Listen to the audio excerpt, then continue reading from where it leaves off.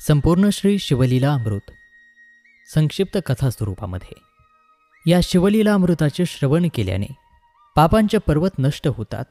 आयुष्य, आरोग्य आणि ऐश्वर त्याचबरोबर ज्ञानविवेकाची प्राप्ती होते. जो श्रवण करणारा श्रोता आहे त्याचे दारिद्र्य, दुःख, भय, शोक आणि द्वंद्वे नष्ट होतात.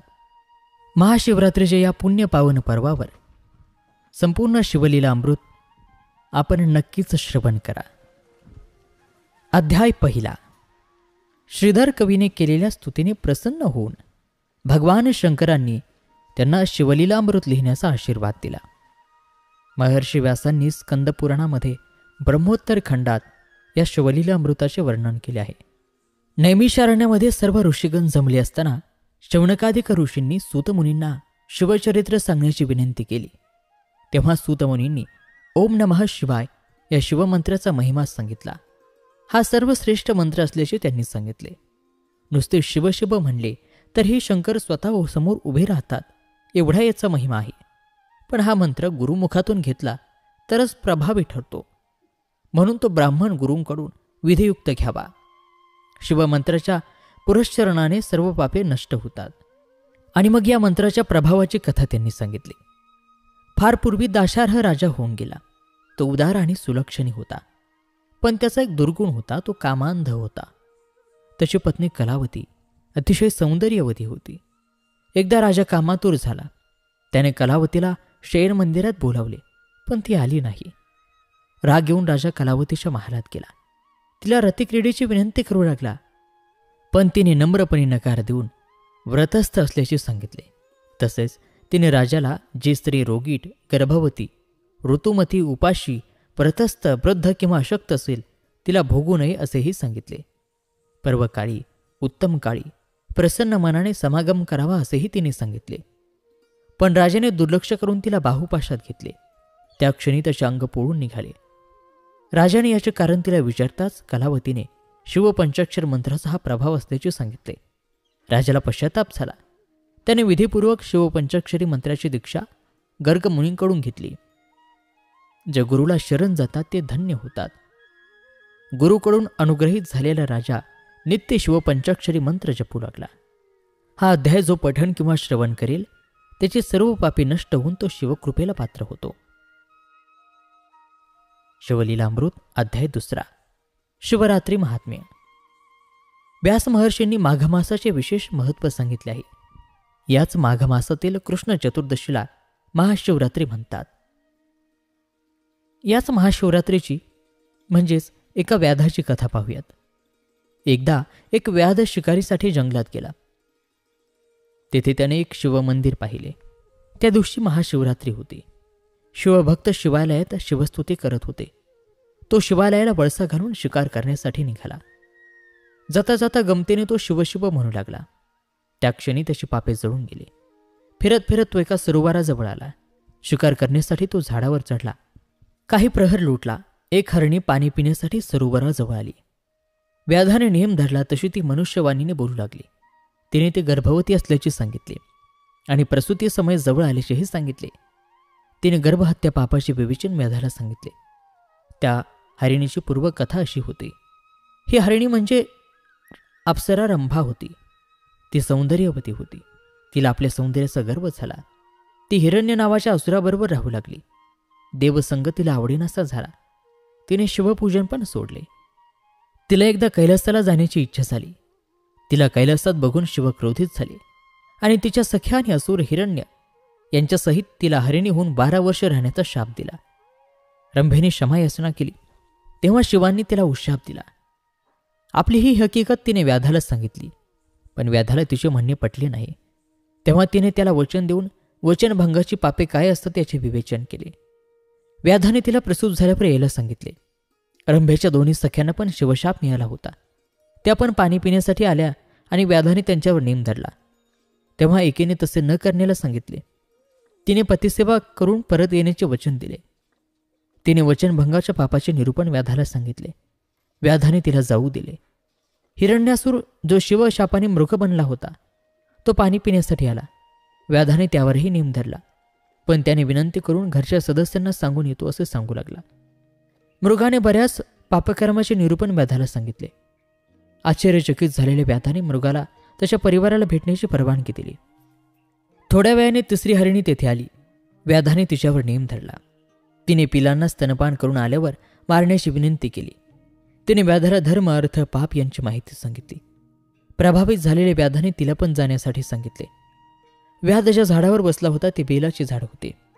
त्या झाडाखाली शिवलिंग होते. हरिणी आणि मृग येण्याची वाट बघत असता तो एक एक बिल्वपत्र तोडून खाली टाकत होता आणि ते बिल्वपत्र शिवलिंगावर पडत होते. बराच वेळ गेला. आता उजाडू लागले होते. सूर्य वर येऊ लागला. मृग आणि त्याचा परिवार सरोवरापाशी आला. सर्वांनी त्याला आपापले प्राण घेण्याची विनंती केली. व्याधाला गहिवरून आले. त्या मृग परिवाराने सांगितलेले धर्म, अर्थ, मोक्ष याचे विवेचन ऐकून व्याधाची पापे नष्ट झाली. तोच एक चमत्कार झाला. आकाशातून एक दिव्य विमान खाली आले. त्यात दिव्य शिवगण होते. तेवढ्यात त्या हरणांना पण दिव्य देह प्राप्त झाला. व्याधाने शिवनाम घेत शिवगणांना नमस्कार केला. शिवगणांनी त्याला विमानात बसण्याची विनंती केली. व्याधाला दिव्य देह प्राप्त होऊन तो शिवपदाला गेला. आजही आकाशात मृग परिवार आणि व्याधाची चांदणी दिसते. असा हा महाशिवरात्री महिमा, ज्याच्या स्मरणाने देखील महापातके भस्म होतात. शिवलीला अमृत अध्याय 3. यामध्ये मित्रसह राजाची कथा आणि गोकर्ण महाबळेश्वराचा महिमा. सुतमुनी पुढील कथा सांगत आहेत. मित्रसह नावाचा राजा अत्यंत तेजस्वी होता. एकदा तो शिकारीला गेला असता अनावधानाने एक राक्षस त्याच्या हातून मारला गेला. राक्षसाच्या भावाला याचा क्रोध आला आणि त्याने राजाला शासन करण्याचे ठरविले. त्याप्रमाणे त्याने आचार्याचे रूप घेऊन राजाच्या सेवेत तो राहिला. राजाने पितृश्राद्धासाठी वशिष्ठांना बोलाविले. राजाला धडा शिकविण्याच्या हेतूने आचार्य रूपातील राक्षसाने अन्नामध्ये नरमांस शिजून मिसळले. अन्नग्रहणाच्या वेळी वशिष्ठांनाही समजले. त्यांनी राजाला राक्षस होण्याचा शाप दिला. राजाही क्रोधित होऊन आपली चूक नसताना गुरूंनी आपल्याला शाप दिला म्हणून उलट त्यांना शाप देण्यासाठी तयार झाला. पण राणीने त्याला अडविले. तेव्हा हातामध्ये घेतलेले जल त्याने स्वतःच्या पायावर ओतले. त्या क्षणी राजाचे पाय काळे होऊन त्यावरती कोड उठले. त्यामुळे त्याचे नाव कल्माशपाद पडले. वशिष्ठांना आपली चूक समजली आणि त्यांनी राजाला उशाप दिला की 12 वर्षांनी तुझे रूप बदलेल. राजा राक्षस होऊन अरण्यामध्ये फिरू लागला. भुकेलेला असताना त्याने एका ब्राह्मण पुत्राला पाहिले. खाण्यासाठी त्याला पकडले. त्याच्या पत्नीने जीवनदान देण्याची विनंती केली, पण त्याने ती मानली नाही. त्याने त्या ब्राह्मण पुत्राला खाऊन टाकले. ब्राह्मण पत्नीने शोकाकुल होऊन राजाला शाप दिला की जरी तो पुन्हा राजा झाला तरी त्याला स्त्रीसंग करताच त्याचे प्राण निघून जातील. राजाला अतिशय वाईट वाटले. तो विमनस्क झाला. त्याच्या पत्नीच्या लक्षात ही गोष्ट आली. तिने राजाला विचारले. राजाने घडलेला प्रसंग सांगितला. तिलाही अतिशय वाईट वाटले. त्याने वशिष्ठांना सगळी हकीकत सांगितली. नियोग पद्धतीने राजाला पुत्रप्राप्ती झाली. वंशवृद्धीची चिंता मिटली. तरी मात्र मूळ समस्या तशीच होती. शापित राजाला हिंडता हिंडता गौतम ऋषी भेटले. राजाने आपली सगळी हकीकत गौतम ऋषींना सांगितली. ऋषींनी त्याला गोकर्ण महाबळेश्वराचे महात्म्य सांगून तिथे जाण्याला सांगितले. रावणाने आपल्या तपसाधनेने मिळविलेले शिवलिंग राक्षस लोकात जाऊ नये म्हणून गणेशांद्वारे ते पृथ्वीवर ठेवले आणि ते कायमस्वरूपी तिथेच स्थिर झाले. गौतम ऋषींनी राजाला अजून एक गोष्ट सांगितली. अरण्यामध्ये त्यांना एक चांडाळ स्त्री दिसली. ती अत्यंत कुरूप होती. तिचा पूर्ववृत्तांत असा की ती ब्राह्मण कन्या होती. तिचे नाव सुमित्रा असे होते. तिच्या पित्याने तिच्या वयात येताच लग्न लावून दिले, पण दुर्भाग्यवश तिला वैधव्य आले. पण शारीरिक भुकेसाठी ती वाममार्गाला लागली. पित्याने खूप समजावले, पण तिने काही ऐकून घेतले नाही. ती एका शूद्राबरोबर राहू लागली. मद्यपान करू लागली. त्या नशेतच बोकड समजून तिने गायीचे वासरू कापले. लक्षात येताच ते शिवशिव करून ओरडले. पुढील जन्मात ती चांडाळीण झाली, पण जन्मांध होती. एक दिवस शिवदर्शनाला निघालेल्या शिवभक्तांच्या मागून ती निघाली. भुकेने व्याकुळ झाली. एका भक्ताने एक बेलपत्र तिच्या हातात ठेवले. हा खाण्याचा पदार्थ नाही असे समजून तिने रागाने ते दूर फेकले. ते बेलवपत्र वाऱ्याने उडून शिवलिंगावर पडले. अशा प्रकारे तिची पर्वकाळी शिवसेवा झाली. त्या पुण्याईने तिला शिवलोक मिळाला. गौतमांनी मार्गदर्शन केल्यामुळे राजाला आनंदाने समाधान वाटले. त्यांनी राजाला महाबळेश्वर येथे जाऊन शिवपूजन करायला सांगितले. त्याप्रमाणे राजाने शिवपूजन करून शेवटी तो शिवलोकाला निघून गेला. राजाला स्वरूपता मुक्ती मिळाली. असा हा गोकर्ण महाबळेश्वराचा महिमा. शिवलीलामृत अध्याय 4. या अध्यायामध्ये विमर्श आणि कुमुदवती त्याचबरोबर चंद्रसेन आणि श्रीकर यांची कथा आहे. सूतजी सांगतात, फार वर्षापूर्वी किरात देशाचा राजा विमर्शन अतिशय पराक्रमी होता, पण तो अधर्माने वागायचा. मात्र त्याची शिवभक्ती अपार होती. एके दिवशी राणी कुमुदवतीने त्याला विचारले, शिवाराधना करून पण तुम्ही अधर्माने का वागता? तेव्हा राजाने तिला त्याचा पूर्व इतिहास सांगितला. मागील जन्मात तो कुत्रा होता. काहीतरी खायला मिळेल या आशेने तो शिवमंदिरासमोर उभा राहिला. त्या दिवशी महाशिवरात्री होती, पण द्वारपालाने त्याला काठीने मारले. मार चुकविण्यासाठी तो पळू लागला. त्यामुळे नकळत शिवमंदिराला प्रदक्षिणा घातली. परत मंदिरासमोर आला आणि द्वारपालाने त्याला बाण मारला. शिवलिंगाकडे बघतच त्याने प्राण सोडला.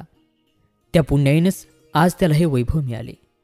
श्वानाच्या अंगचे मूळ दोष अजून गेले नाहीत, म्हणून मी हे आज दोषपूर्ण आचरण करतो, असे तो म्हणाला. मग राणी कुमुदवतीने स्वतःच्या पूर्वजन्माबद्दल राजाला विचारले. तेव्हा राजाने सांगितले की तू मागील जन्मी कपोती होतीस. एकदा भक्ष्य घेऊन जात असताना तुझ्या मागे ससाना लागला. जीव वाचवण्यासाठी तू फेऱ्या घालू लागलीस. नेमके ते शिवमंदिराचे शिखर होते. दमून तू शिखरावर बसलीस आणि त्यावेळी ससाण्याने तुझ्यावर झडप घातली. त्या पुण्याईने तुला राणीचा जन्म मिळाला. उत्सुक होऊन राणीने राजाला पुढील जन्माबद्दल विचारले. तेव्हा राजाने तिला आपल्या पुढील जन्माबद्दल सविस्तर सांगितले आणि अंतिम जन्मी मी आणि तू अगस्त्य ऋषींना शरण जाऊन शिवपंथाची दीक्षा घेणार असल्याचं सांगितले. सूतमुनी पुढे चंद्रसेन राजाची कथा सांगू लागली. चंद्रसेन नावाचा राजा एक परमशिवभक्त होता. त्याचा मित्र मणिभद्र. राजा सद्विवेकी असल्याने तो अजय होता. एके दिवशी मणिभद्राने राजाला एक मौल्यवान मणी भेट केला. त्यामुळे चंद्रसेनाची अधिक भरभराट होत गेली आणि त्याला अनेक शत्रू निर्माण झाले. पण मात्र तो कोणालाही हरला जात नव्हता. राजा त्या मौल्यवान मण्यामुळे शक्तिशाली आहे असे समजून सर्व राजेलोक त्याला विरोध करून युद्ध करण्याला तयार झाले. राजाला तर युद्ध नको होते. तो शिवशंभूला शरण गेला. बाहेर युद्ध सुरू होते तर आत राजाची शिवाराधना सुरू होती. ते पाहण्यासाठी जनता लोटली होती. त्यातच एक 6 वर्षाचा मुलगा श्रीकरही होता. शिवपूजन आटोपल्यावर सर्व लोक आपल्या घरी गेले. श्रीकराची आई पण त्याला घेऊन घरी आली. इकडे श्रीकराला शिवपूजा आठवली. त्याने तेथेच दगडमातीचे शिवलिंग करून तो पूजा करू लागला. पूजेमध्ये इतका तल्लीन झाला की आई हाक मारते याकडे त्याचे लक्षच नव्हते. आईने रागाने येऊन पाहिले तर हा दगडमातीत ध्यान लावून बसला होता. तिने रागाने त्याला ओढले आणि त्याचे दगडमाती उधळून लावले. आपली शिवपूजा मोडली म्हणून श्रीकर रडू लागला. लुटांगण घालू लागला. शेवटी कंटाळून आई त्याला तिथेच सोडून गेली. रडत रडत श्रीकर तेथेच झोपला. स्वप्नात महादेवाने त्याला दर्शन दिले. त्याच्यावर कृपा केली. त्याला रत्नखचित शिवमंदिर बांधून दिले. श्रीकराने शिवशंभूला आपल्या आईला क्षमा करून तिला दर्शन देण्याला सांगितले. श्रीकर आईला घेऊन आला. आईने शिवशंभूला नमस्कार केला. त्यांची भक्ती पाहून तिला भरून आले. न राहून तिने ही घटना राजा चंद्रसेनाला सांगितली. राजाही आश्चर्यचकित होऊन श्रीकराला भेटण्यासाठी आला.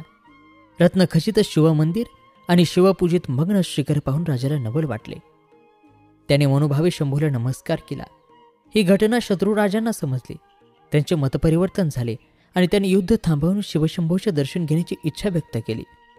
चंद्रसेनालाही आनंद झाला. शंभू प्रसन्न झाला की काहीही घडू शकते. अशा प्रकारे श्रीकराचे कौतुक होत असताना रामभक्त हनुमान तेथे प्रकट झाले. त्यांनी श्रीकरावर कृपादृष्टी करून त्याला अनुग्रहित केले. रामभक्त हनुमान ज्याचे सद्गुरू आहेत त्याला भय कसले. श्रीकर आणि चंद्रसेन नित्य शिवाराधना करू लागले आणि अंती शिवपदाला पोचले. अशा या दिव्य अध्यायाच्या पठण किंवा श्रवणाने उत्तम पुत्र संतती प्राप्त होते आणि आयु आरोग्याची प्राप्ती होते. शिवलीला अमृत अध्याय 5. धर्मगुप्ताची कथा. जो कोणी शिवाची भक्ती करतो त्याला सर्व सुखे प्राप्त होतात. प्रदोष व्रत केल्याने अकाली मृत्यू गंडांतर येत नाही. प्रदोष व्रताचे महात्म्य सांगणारी ही सत्यरथ राजाची कथा. सत्यरथ राजा हा विदर्भ नगरीचा अतिशय शूर राजा होता. तो परम शिवभक्त होता. राजाला एका युद्धात मरण आले. ही वार्ता त्याची पत्नी इंदुमती हिला समजताच तिला शोक अनावर झाला. त्यावेळी ती गरोदर होती. आपले आणि बाळाचे प्राण वाचवण्यासाठी ती गुप्त मार्गाने राज्याबाहेर गेली. अरण्यातून जात असताना तिला प्रसूती वेदना सुरू झाल्या. ती प्रसूत होऊन तिला पुत्ररत्न झाले. तहानलेली राणी तशीच एका सरोवराजवळ आली. तिने बाळाला झाडाखाली ठेवले आणि ती पाणी पिण्यासाठी सरोवराजवळ गेली. पण दुर्दैवाने तिथे लपलेल्या एका मगरीने तिच्यावर हल्ला केला आणि तिला खाऊन टाकले. सत्यरथ आणि इंदुमतीचा पुत्र, जो सरोवराच्या जवळ झाडाखाली होता, तो रडू लागला. त्यावेळी उमा नावाची एक विधवा बाई तिथून जात होती. तिने तो रडण्याचा आवाज ऐकून तिथे आली. तेव्हा शंभूनी साधूंचे रूप घेऊन तिला त्या बाळाला सांभाळायला सांगितले. उमेचा स्वतःचा एक मुलगा होता. त्याचं नाव सुचिव्रत. सुचिव्रत आणि हे छोटे बाळ असे दोघांचे ती संगोपन करू लागले. तिने बाळाचे नाव धर्मगुप्त ठेवले. उमा मुलांना घेऊन एका नगरात गेली असताना शांडिल्य ऋषींनी तिला धर्मगुप्ताची माहिती सांगितली. त्यांनी सांगितले, सत्यरथ राजाने शिवप्रदोष व्रत अर्धवट टाकून उठल्यामुळे त्याच्यावर हा प्रसंग आला आणि म्हणून शिवपूजा अर्धवट टाकू नये. उमेने आपल्या दोन्ही मुलांना शांडिल्यांच्या पायावर घातले. त्यांनी दोघांना अनुग्रहित करून ओम नमः शिवाय या मंत्राचा उपदेश करून प्रदोष व्रतविधी समजावून सांगितला. त्यांना त्यांचे महात्म्य सांगितले. सुचिव्रत आणि धर्मगुप्त यांनी यथासांग प्रदोष व्रत केले. त्यांच्या प्रभावाने त्यांचे दारिद्र्य नाहीसे झाले. आता दोघांनी तारुण्यात प्रवेश केला होता. एक दिवस अरण्यातून हिंडताना त्यांना गंधर्व कन्या दिसल्या. धर्मगुप्ताला अंशुमती नावाची गंधर्व कन्या आवडली. ती कोद्रवीन नावाच्या एका गंधर्व राजाची कन्या होती. तो तिच्यावर मोहित झाला. एकदा गंधर्व राजाने आपली कन्या कोणाला देऊ असे शंकराला विचारले असता शंभूंनी ती धर्मगुप्ताला द्यायचे सांगितले होते. शंभूचे हे वचन खरे हो पाहत होते. धर्मगुप्ताने सुचिव्रतद्वारे अंशुमतीला स्वतःची ओळख सांगून विवाह प्रस्ताव पाठविला. तिने तो स्वीकारून 3 दिवसानंतर त्याच वनात आपल्या पित्यासह येत असल्याचे सांगितले. गंधर्व राजाने अंशुमतीचा विवाह धर्मगुप्ताबरोबर करून दिला. पुढे धर्मगुप्ताने गंधर्व राजाच्या सहाय्याने आपले राज्य परत मिळवले. शिवप्रदोष व्रताने धर्मगुप्ताची सर्व पापे दूर होऊन तो राणीसह ऐश्वर्य भोगू लागला. सूत म्हणाले, धर्मगुप्ताचे हे आख्यान जो कोणी भक्तीने पठण किंवा श्रवण करेल त्याला सर्वत्र विजय मिळेल. प्रदोष व्रताचा महिमा अद्भुत आहे. जो कोणी विधीपूर्वक प्रदोष व्रत करेल त्याला दुःख आणि दारिद्र्यातून अपमृत्यूमधून मुक्ती मिळेल. त्याला याचे भय राहणार नाही. शिवलीलामृत अध्याय 6. सुतजी महाराज पुढे सीमंतिनीचे आख्यान सांगू लागले. ते म्हणाले, सोमवार, प्रदोष व्रत आणि शिवरात्रीचे व्रत करणाऱ्यांचा उद्धारच होतो. आर्यावर्ताचा राजा चित्रवर्मा सत्वशील आणि पुण्यवान होता. अत्यंत शिवभक्त अशा राजाला सीमंतिनी नावाची एक अत्यंत रूपवती कन्या होती. सीमंतिनीच्या सौंदर्याला परिसीमासी नव्हतीच, पण पत्रिकेनुसार तिला वैधव्य योग होता. पण शिवकृपेने तो टळेल असे सांगितले. सीमंतिनीला शिवाराधना करायला सांगितले. त्याप्रमाणे ती शिवाराधना करू लागली. पुढे तिचा विवाह निषद देशाचा राजा इंद्रसेन याचा पुत्र चित्रांगद याच्याशी झाला. विवाहानंतर सासरी गेल्यावर ही सीमंतिनीची शिवाराधना सुरू होती. लग्नानंतर एक दिवस राजपुत्र चित्रांगद शिकारीला गेला. यमुनाकाठी त्याला एक सुंदर नौका दिसली. मृगया थांबून तो नौका विहारासाठी थांबला. थोड्या वेळामध्ये नौका उलटली आणि राजपुत्र यमुनेत बुडाला. खूप शोध करूनही तो सापडला नाही. हे ऐकून मात्र सीमंतिनी शोकाकुल झाली आणि ती शोकाकुल अवस्थेतच शिवाराधना करू लागली. इकडे यमुनेमध्ये बुडालेला राजपुत्र नागलोकी पोचला. नागराजा तक्षक याने राजपुत्र चित्रांगदाला त्याची हकीकत विचारली. त्याची हकीकत ऐकून तक्षक राजाला वाईट वाटले. त्याने आपल्या सेवकांबरोबर चित्रांगदाला यमुनेकाठी परत सुखरूप आणून सोडले. योगायोगाने सीमंतिनी त्याच वेळी स्नान करण्यासाठी नदीवर आली होती. तिने राजपुत्राला ओळखले. दोघांना एकमेकांची ओळख पटताच सीमंतिनीने आपले राज्य शत्रूंच्या ताब्यात असल्याचे सांगितले. तक्षक राजाच्या मदतीने चित्रांगदाने आपले राज्य परत मिळविले. सीमंतिनीच्या मातापित्याने अत्यंत आनंदाने सीमंतिनीला परत चित्रांगदाच्या स्वाधीन केले. उभयतांनी कधीही शिवव्रत सोडले नाही. त्या प्रभावाने उभयतांनी अनेक वर्ष सुखाने राज्य केले. असे हे सीमंतिनीचे आख्यान ज्या स्त्रिया श्रवण किंवा पठण करतील त्यांचे सौभाग्य वाढेल. दूर गेलेलं पती जवळ येईल. विधवा स्त्रियांनी ही शिवभक्ती अवश्य करावी. परमनिष्ठेने अजन्म सोमवार व्रत करावे. शिवलीला अमृत अध्याय 7. सुतजी महाराज पुढील कथा सांगत आहेत. विदर्भ नगरामध्ये सुमेधा आणि सारस्वत हे दोघे मित्र राहत होते. ते अत्यंत विद्यावान होते. त्यांनी एकदा राजाची भेट घ्यायचे ठरवले. पितृआज्ञेने ते ब्राह्मण कुमार राजाला भेटले. राजाने दोघांची परीक्षा घेण्याच्या हेतूने त्यांना पतीपत्नी बनवून सीमंतिनीकडे जायला सांगितले. ते परम शिवभक्त असल्याचेही त्यांना सांगितले. तिने जर तुमचे मूळ स्वरूप ओळखले नाही तर मी तुम्हाला विद्वान समजेन. त्यांनी या गोष्टीला नकार दिला, पण राजाने पुष्कळ आग्रह केल्यानंतर ते तयार झाले. ते दोघे ब्राह्मणपुत्र सीमंतिनीकडे गेले. ते दोघेही पुरुष असल्याचे सीमंतिनीने ओळखले, पण त्यांच्या जागी शिवपार्वती समजून तिने दोघांचे यथोचित स्वागत आणि सत्कार केला. सुमेधा आणि सुमवंत यांनी राजाची अट पूर्ण केली, त्यामुळे ते दोघेही आनंदात होते. सीमंतिनीने पूजा केलेल्या स्त्रीवेश घेतलेल्या सोमवंताचे शरीर स्त्रीदेही झाले. त्या स्त्रीवेशधारीच्या मनात कामवासना उत्पन्न झाली. स्त्रीवेशधारी सोमवंताने सुमेधाकडे कामेच्छा प्रकट केली. सुमेध विवेकी होता. त्याने स्त्रीवेशधारी सोमवंताला समजावून घरी आणले आणि घरी सगळा प्रकार सांगितला. सोमवंताच्या मातापित्याला हे ऐकून धक्काच बसला. त्यांनी राजाला त्याच्या आचरणाबद्दल दूषणे दिली. राजालाही आपण सीमंतिनीची परीक्षा घेतल्याचा पश्चाताप झाला. त्यालाही पुरुषाची स्त्री कशी झाली याचे कोडे पडले. त्याने देवीला प्रसन्न करून घेतले आणि यावर उपाय विचारला असता देवीने दोघांचा विवाह करून द्यावा, त्यांच्या पोटी एक दैवीपुत्र येईल असे सांगितले. देवीची आज्ञा मानून सुमेध आणि स्त्रीरूपी सोमवंत यांचा विवाह झाला. यथावकाश त्यांना पुत्र झाला. धन्य ती शिवभक्ती, ज्यात पार्वतीनेही हस्तक्षेप केला नाही. सूतजी पुढे सांगू लागले. अवंती नगरामध्ये मदन नावाचा एक ब्राह्मण राहत असे. तो अत्यंत कामुक होता. पिंगला नावाच्या वेश्याच्या तो नादी लागला. तिच्या मोहापायी त्याने घराचाही त्याग केला. त्या काळी ऋषभ नावाचा एक महान योगी लोक उद्धारासाठी संचार करत होता. तो महान शिवभक्त होता. एकदा तो पिंगलेच्या द्वारी आला असता पिंगला आणि मदन यांनी त्याचे स्वागत करून यथासांग पूजन केले. काही दिवसांनी दोघेही मरण पावले, पण शिवयोग्याच्या अल्पसेवेमुळे दोघांना उत्तम कुलात जन्म मिळाला. मदनाने दाशार्ह राजा वज्रबाहू आणि त्याची राणी सुमती यांच्या पोटी जन्म घेतला, तर पिंगलेने सीमंतिनीची कन्या म्हणून जन्म घेतला. तिचे नाव कीर्तिमालिनी. सूतजी सांगू लागले. सुमती गरोदर असताना तिच्या सवती तिचा द्वेष करायच्या. त्यांनी सुमतीवर विषप्रयोगही केला, त्यामुळे सुमती क्षतिग्रस्त झाली.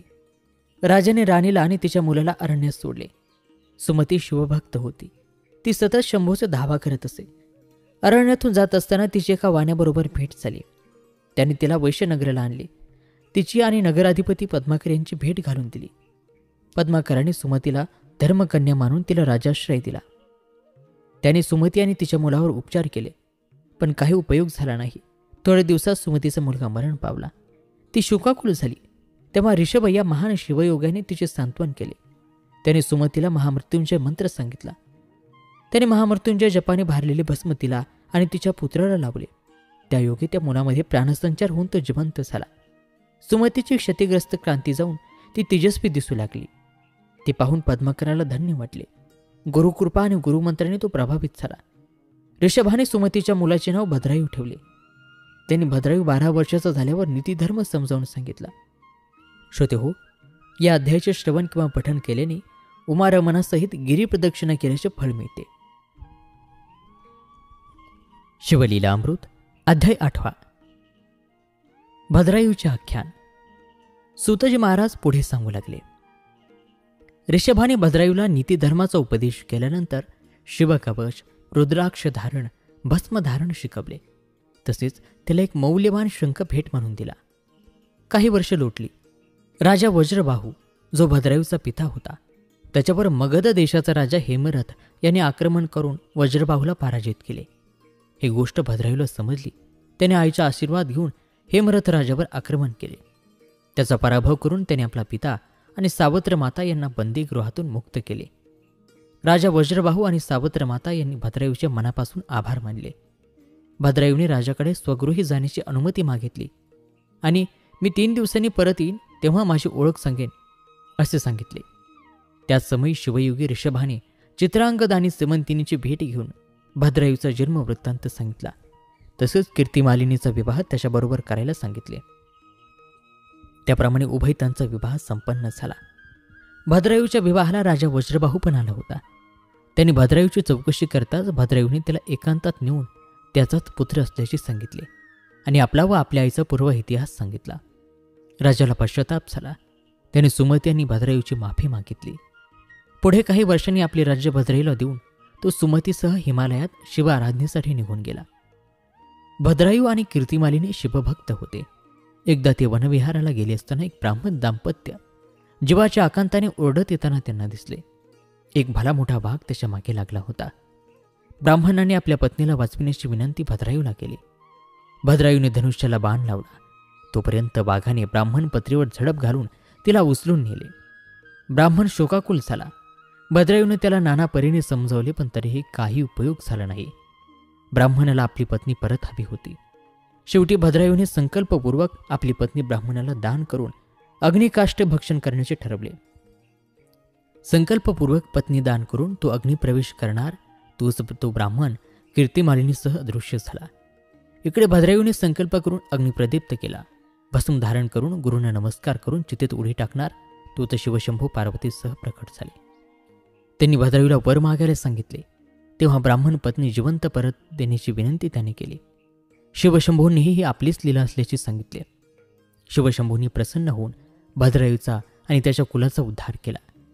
सुतजी सांगतात, हे भद्रायू आख्यान जो कोणी श्रवण पठण करेल त्याचा सर्व वादविवादात विजय होईल आणि यश आणि कीर्ती वाढेल.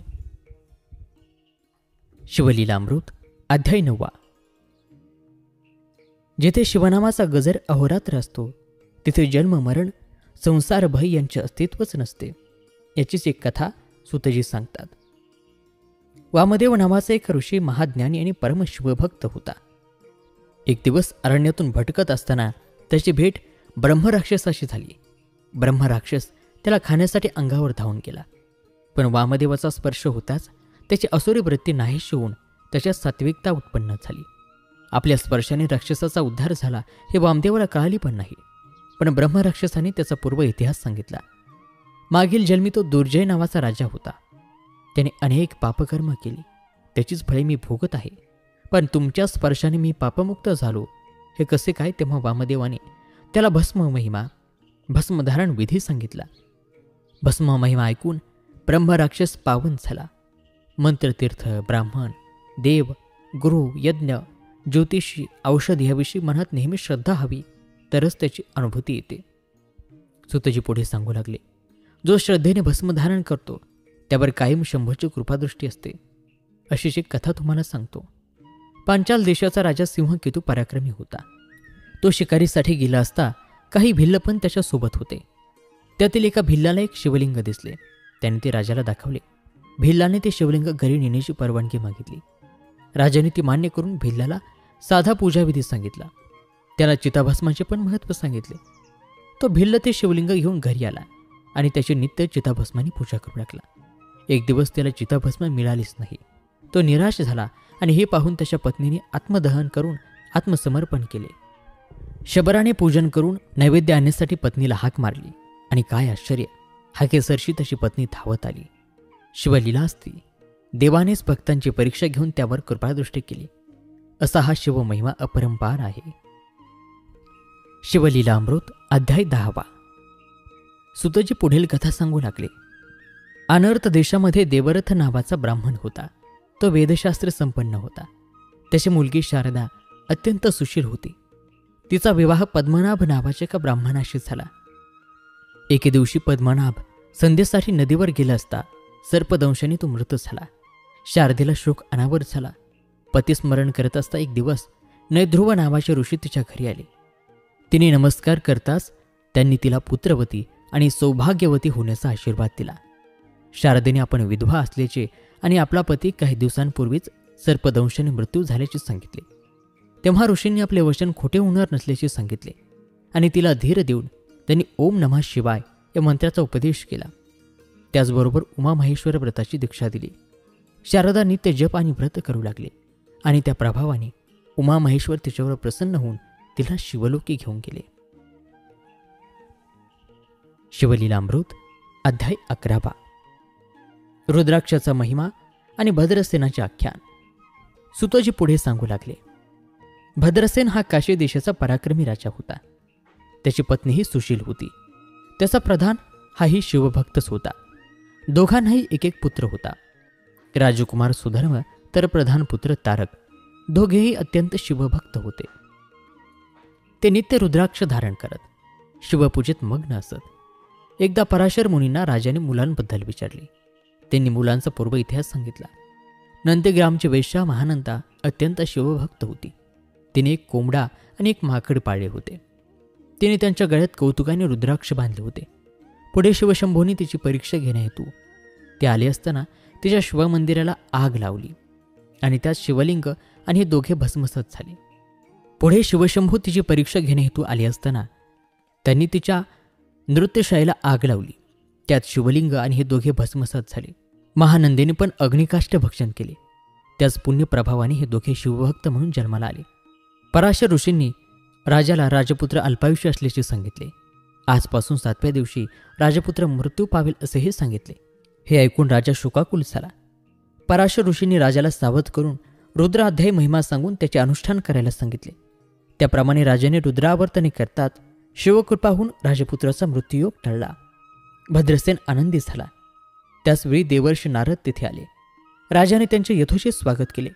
पुढे राजपुत्र सुधर्म आणि प्रधानपुत्र तारक यांनी अनेक वर्ष उत्तम राज्य करून शेवटी शिवलोकी गेले.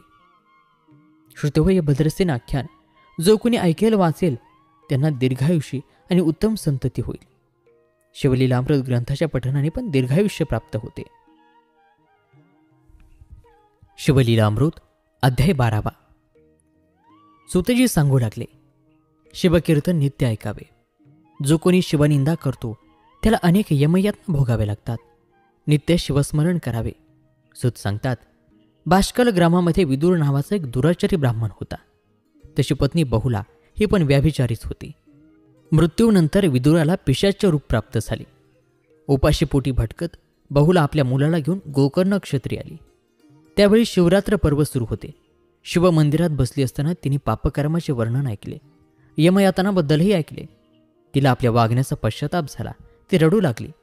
तेव्हा मंदिराच्या पुजाऱ्यांनी तिचे सांत्वन करून तिला नमः शिवाय या मंत्राचा उपदेश केला आणि नित्य शिवकीर्तन ऐकायला सांगितले. त्या प्रभावाने ती पापमुक्त झाली. शंभूच्या कृपेने तिने तिच्या पतीचेही पिशाच्या योनीतून मुक्तता केली. शिवमंत्र, शिवकथा श्रवण, शिवदीक्षा, रुद्राक्ष धारण, भस्मलेपन यांचा महिमा अवर्णनीय आहे.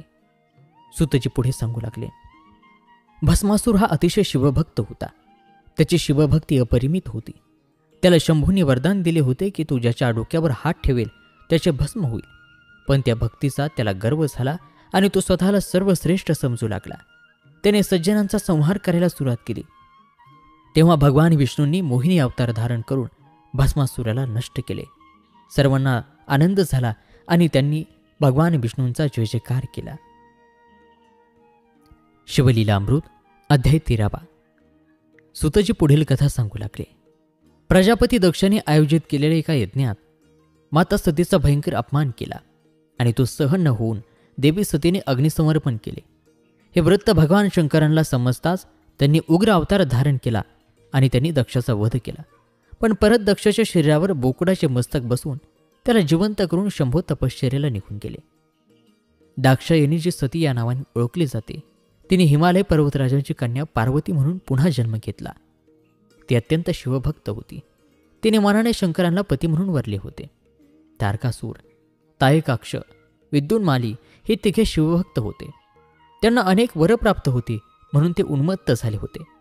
भगवान शंकरांनी पाशुपत्य अस्त्राचा पराभव करून तारकासुरांच्या पुत्रांचा नाश केला.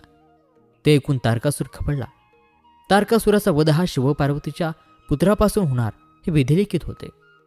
शिवाची तपश्चर्या भंग करून त्यांना विवाह करायला तयार करण्यासाठी देवांनी मदनाची मदत घेतली.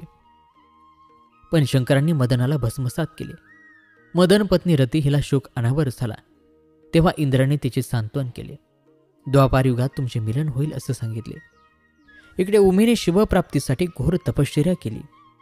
त्या योगे प्रसन्न होऊन भगवान शिवांनी उमेला पत्नी म्हणून स्वीकारले. मोठ्या आनंदाने शिवपार्वती विवाह सोहळा पार पडला. तारकासुराचा अन्याय दिवसेंदिवस वाढत चालला होता. सगळ्यांनाच तो त्रास देऊ लागला.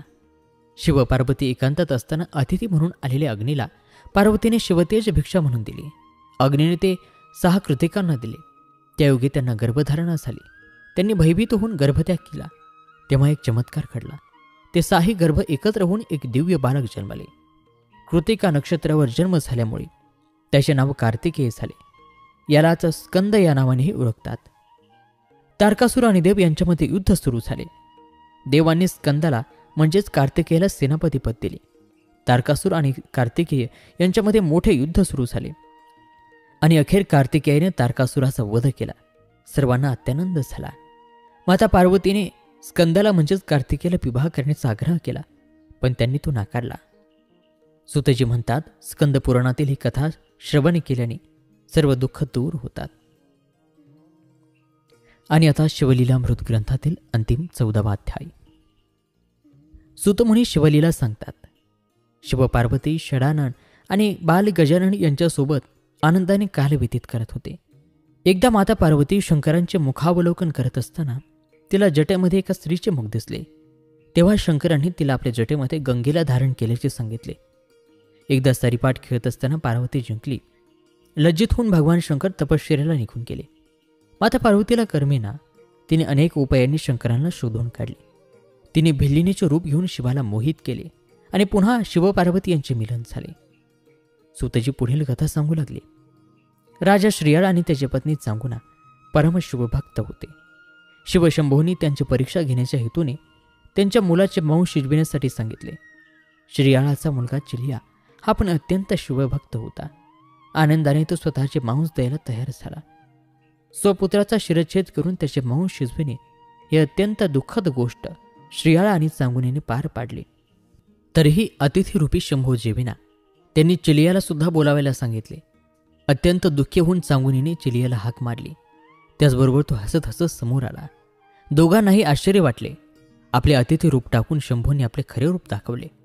त्यांच्या शिवभक्तीवर प्रसन्न होऊन शिवाने त्यांना शिवलोकी नेले.